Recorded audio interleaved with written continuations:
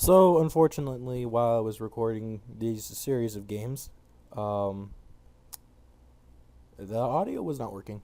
So, I'm going to, instead of letting the footage go to waste, I'm just going to dub over it. Um, I was just talking a little bit about the deck. The deck is a artifact Inzektor deck. It is named Inzektor because of the person who made it. They are a user on Pojo by the name of Ender Wigan, after the character in the book, I believe. Um, so, yeah, that feels so bad. It was actually not horrible recording either. Um, so, I really took a while explaining it. The deck revolves around Inzektors when they're silly shenanigans with their OTKs, and artifacts being able to, like the artifact engine, where you're using the 3 Moral Talks, those are the blue sword, the 2 Beagle Talks, the red sword, um, the MSTs, and then the trap. And alright, so I found a game pretty quick, and then I believe he quits, unfortunately. I do feel bad about, or I apologize for the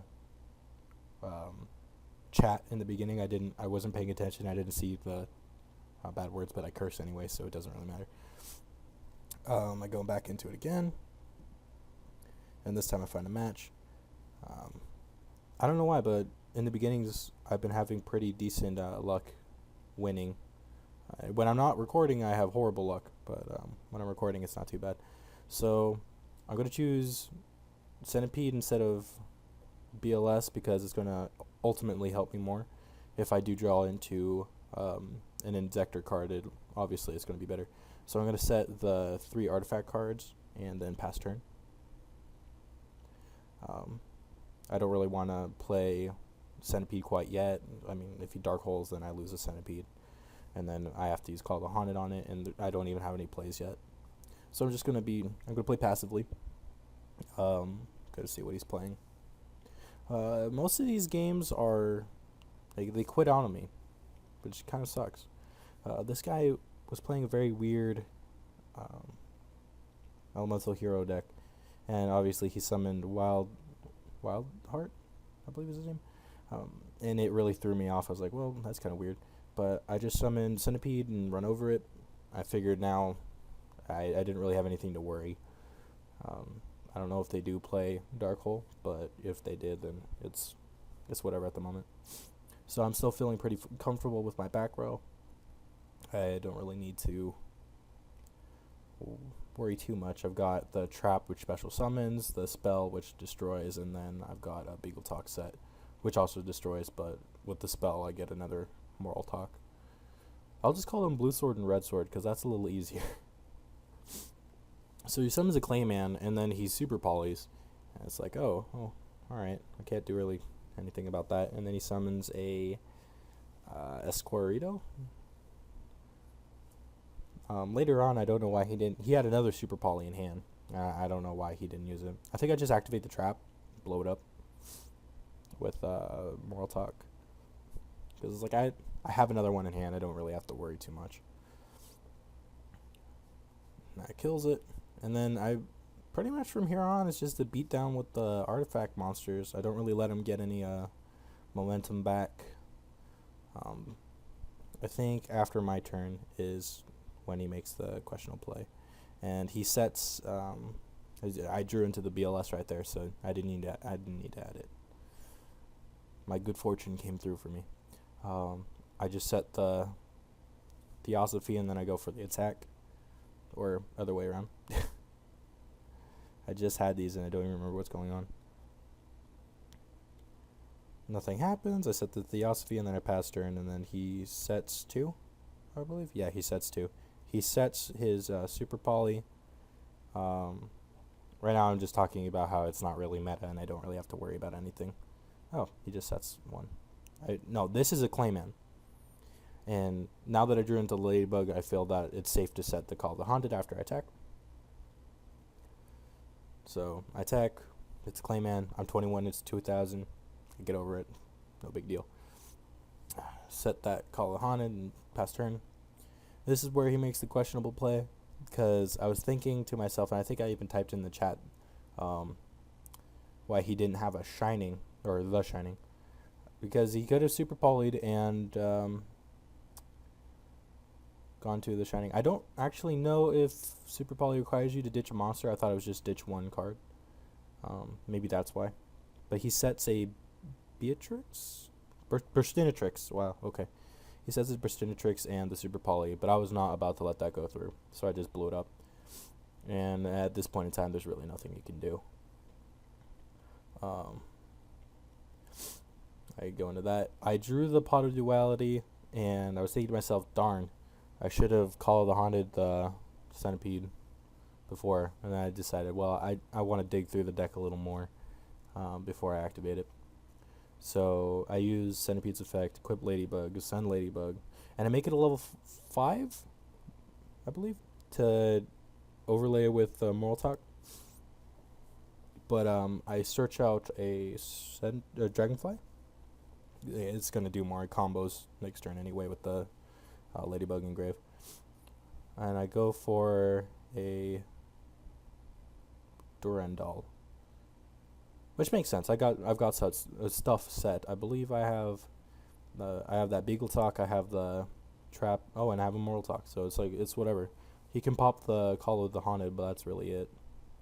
Yeah, right there. I thought, well, why did you set that if you had it? You could have made a the Shining, and I believe next turn he quits. I mean, facing down 4 set back row and a card that turns your cards into MSTs really isn't in a good position.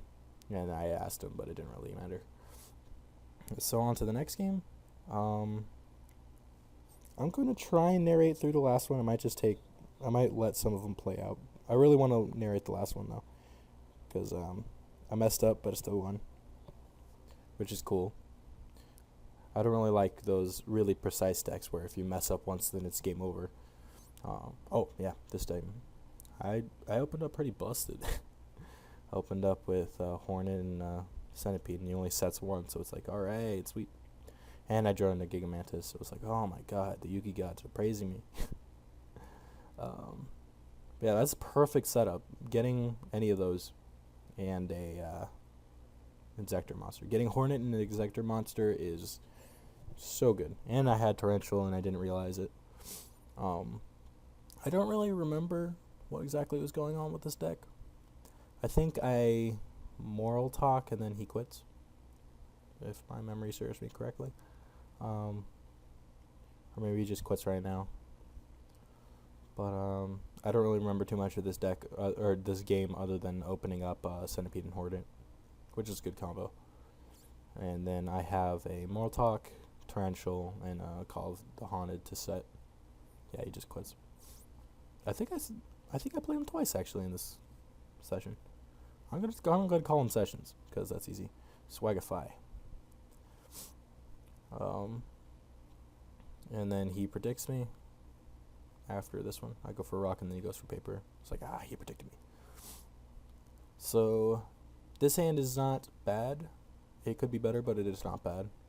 I've got 2 artifacts and 2 MSTs essentially. I think that's all he sets. Oh no, he sets 2, but that's not bad. I decide to set pretty much everything bar 1 MST. I figured that obviously the artifacts are going to be set, and 1 MST wouldn't hurt. And then after I set those, I was like, well, Ladybug isn't really going to be doing too much in my hand, so I decided I just set it. And worst case scenario, that MST that I set becomes a trigger to blow up. I guess I was really excited about having so much back row hate. I really wish the recording had saved. It would make my life so much easier. It's 11:20 right now, which isn't horribly late, but if I had saved it, I wouldn't be dubbing over this right now. So I've got the blue sword, red sword, and he trap stuns. I'm like, all right, that's more than fine. Oh, this is the Geargia player, I believe. Yeah, it is. Which is great because he mind controls the Ladybug. I was thinking, okay. And at first I thought it would be the pure Karakuri pure Geargia, because I don't really see mind control too often in Karakuri Karakuri Geargia.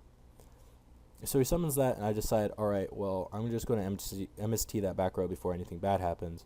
And then he had the, Birdman in hand. And really, I kind of went overboard with this play. I should have been a little more conservative. But I really didn't want him setting the armor again, which I really shouldn't have been too worried about. It wasn't going to do much anyway. It was already spent, and all he could do was set it. So he summons the accelerator, and I go, MST my Beagle Talk. Use Beagle Talk's effect. Pop my 2 Moral Talks. Blue swords. I keep forgetting them, that I wanted to call them that. Red sword pops 2 blue swords. Summon blue swords. Blue swords pop the Birdman and the armor, because I don't want him setting anymore, and I don't want him synchroing. So here's the accelerator. And then he has the Iron Claw.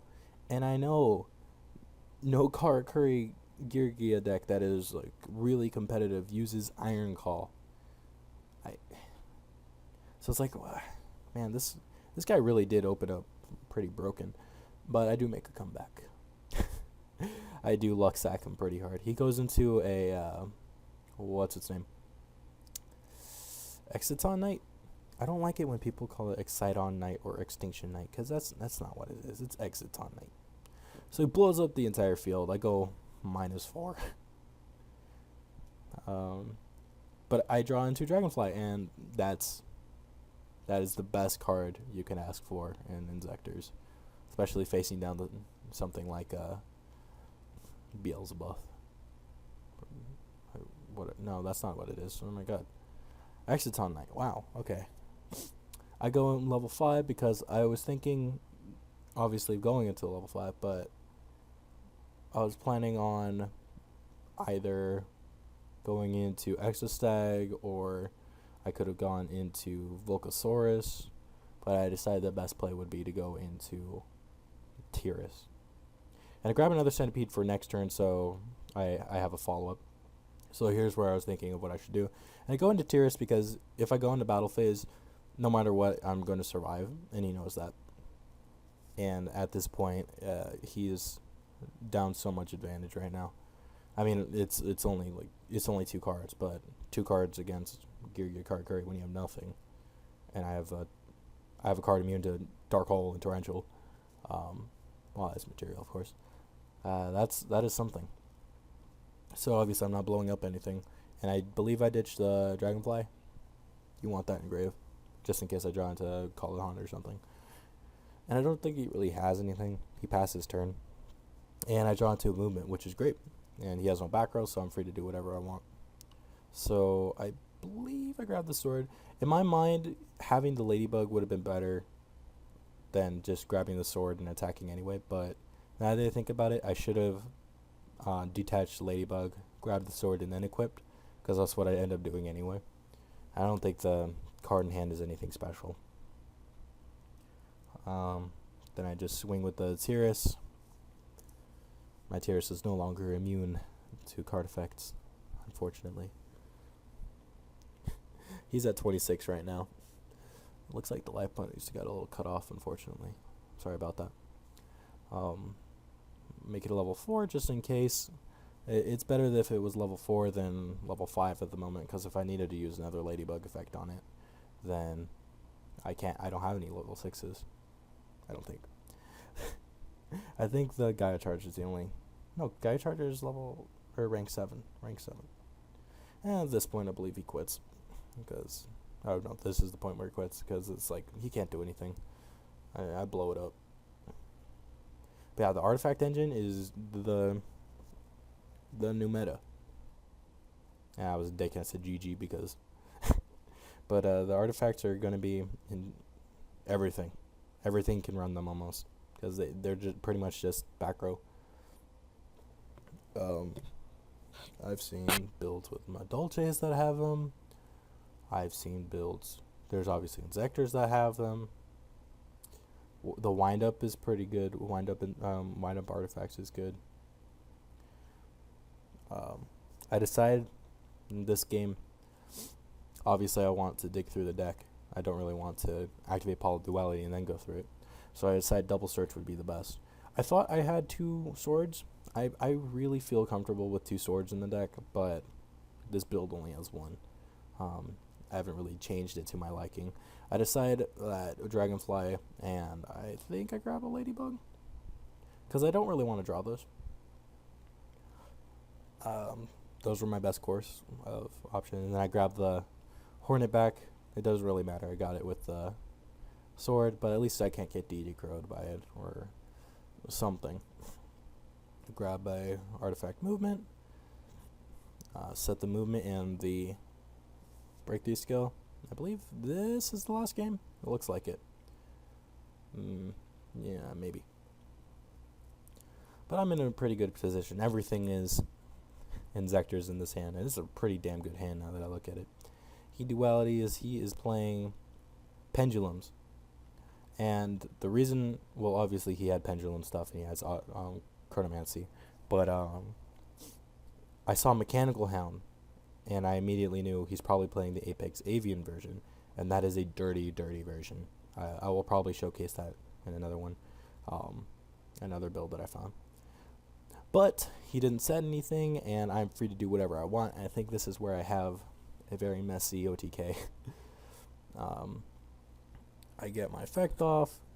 I get another Ladybug, because I want to keep those in the deck for the Dragonfly. And I've got Dragonfly, Hornet, and I mess up in this. I know I did. I've got 2 of those in the grave. Summon Hornet, equip Gigamantis, or summon Dragonfly, equip Gigamantis, equip Hornet. Pop the Gigamantis, get 2 effects. And now my plan here was to summon the Ladybug and make it level 3. Specifically so that I could overlay into a rank 3. And I was really, really dumb, and I almost messed this up completely. I summoned my 2 centipedes, and now what my plan is make one of them level 5 and go into Shark Fortress. And originally I did not play Shark Fortress because I didn't really know about the OTK with it, but then I learned, and oh my god, it is a good OTK. All you need is Shark Fortress, Giga Brilliant, and an extra Inzektor monster. And it's great. So I'm thinking, alright, well, I'm just going to make the Ladybug level 3 and overlay with the the Dragonfly. That was my plan. And then I would equip the, what's it called? Gigamantis. Wow. Equip the Gigamantis to my other centipede. I was like, okay, that's fine. Got 24, big beater, no worries. And I increased it by 2, and at that moment I realized, what did I do? What did I do? Thankfully, it doesn't really come back to bite me, but I was just, wow. I'm so dumb. So dumb. So I go into my Giga Brilliant, and what Giga Brilliant does is you detach, and I believe it increases by 300 all of your monsters on the field.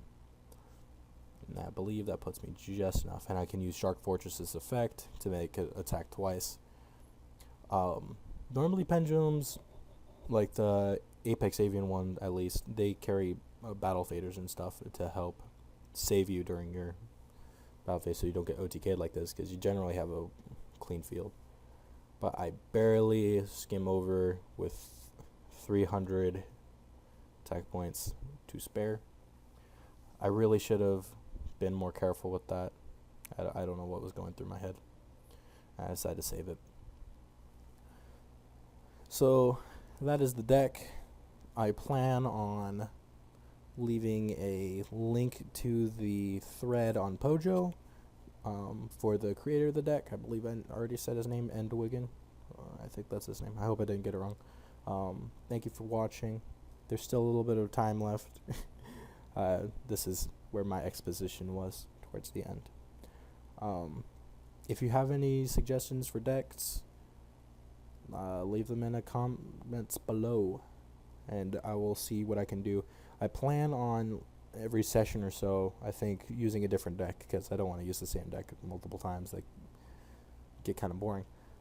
So maybe next deck or next video I will show the Apex Avian build. It's not very consistent, but it is hella annoying. So that's my plan. Alright, thank you for watching. Like I said, leave a comment in the below. Comment in the below. Alright. Peace out.